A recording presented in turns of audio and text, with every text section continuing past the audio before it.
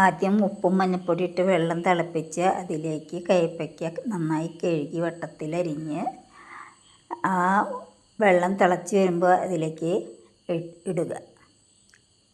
ഇട്ടതിന് ശേഷം അതിനെ വെള്ളത്തിൽ മുങ്ങിയിരിക്കുന്ന വിധത്തിൽ വെക്കുക. എന്നിട്ട് 2 മിനിറ്റ് അങ്ങനെ ഇരിക്കാനായിട്ട് കൊടുക്കുക.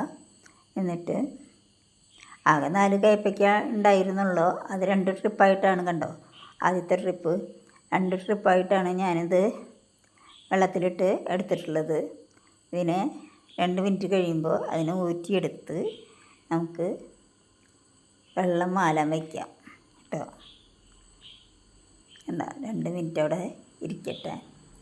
വെള്ളത്തിൽ നല്ലോണം ഒന്ന് വാടണം കയ്പ്പയ്ക്ക. അങ്ങനെ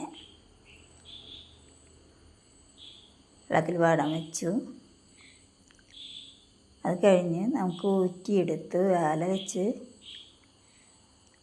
നമുക്ക്, കണ്ടോ, വെയിലത്ത് ഇങ്ങനെ കടലാസിൽ പരത്തി വെയിലത്ത് വയ്ക്കാം. കുറച്ച് വെയിലെന്ന് കണ്ടു, അത് കാരണം കൊണ്ട് ഒരുവിധം വാടി കിട്ടി. കണ്ടോ, ഒരുവിധം വാടി കിട്ടി. ഇതിനെ ഇനി നമുക്ക് ഞാൻ അടുപ്പുമ്മ വെച്ച് ചൂടാക്കി ഉണക്കിയിട്ടുണ്ട്. കണ്ടോ, ഉണക്കിയെടുത്തു. ആ ഉണക്കിയെടുത്തത് ഇനി നമുക്ക് കുറച്ച് ഒരു ഡപ്പയിലാക്കി സൂക്ഷിച്ച് വയ്ക്കാം. അപ്പോൾ ഓണത്തിനെടുക്കാനാണ് ഞാൻ ഇത് ഡപ്പയിലാക്കി സൂക്ഷിച്ച് വെക്കുന്നത് കേട്ടോ.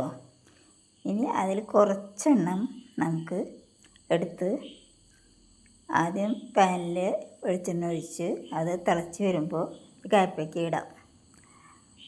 കയ്പ്പയ്ക്ക കൊണ്ടാട്ടം ഞാൻ ഒരാളേ ഉള്ളൂ, അത് കാരണം കൊണ്ട് കയ്പ്പയ്ക്ക കുറച്ച് മതി. കണ്ടോ, എന്നാലും മൂത്ത് വരുമ്പോൾ കുറച്ചധികം ഉണ്ടാവും. അങ്ങനെ മൂത്ത് വരുമ്പോൾ അതിനെ വെളിച്ചെണ്ണയിൽ നിന്ന് എടുത്ത് ഒരു പാത്രത്തിലാക്കുക. വെളിച്ചെണ്ണ ഊറ്റിയെടുത്ത് അങ്ങനെ ഊറ്റിയെടുത്ത് ഒരു പ്ലേറ്റിൽ ഇടുക. ആ പ്ലേറ്റിൽ ഇനി 2 പൊടി മുളക് പൊടിയും കൂടിയും തൂളിയ കൊണ്ടാട്ടം റെഡിയായി. ഇതിൽ വേപ്പില വേണമെങ്കിൽ ഇടാം കേട്ടോ. ചിലർക്ക് വേപ്പിലൊന്നും ഇഷ്ടമില്ല, അതുകൊണ്ട് ഞാൻ വേപ്പിലൊന്നും ചേർക്കണില്ല.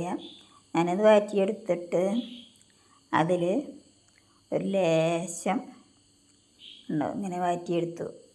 വാറ്റിയെടുത്തിട്ട് അതിൽ കുറച്ച് മുളക് പൊടി ഇട്ടൊന്ന് ഇളക്കുക.